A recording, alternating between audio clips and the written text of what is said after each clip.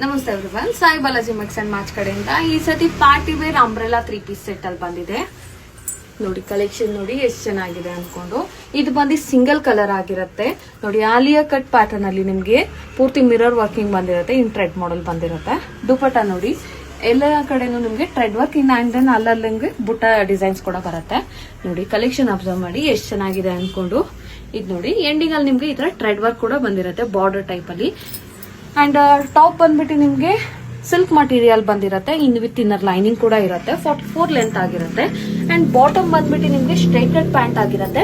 ನೋಡಿ ಪ್ಯಾಂಟ್ ಅಲ್ಲಿ ಕೂಡ ಅಷ್ಟೇ ಬುಟ್ಟ ಡಿಸೈನ್ ಬರುತ್ತೆ ವಿತ್ ಎಂಬ್ರಾಯ್ಡರಿ ಡಿಸೈನ್ ಇದೆ. ನೋಡಿ ಎಷ್ಟು ಚೆನ್ನಾಗಿದೆ ಅನ್ಕೊಂಡು. ಲೈಕ್ ಬಾರ್ಡರ್ ಬೇಸ್ಡ್ ಬಂದಿರುತ್ತೆ.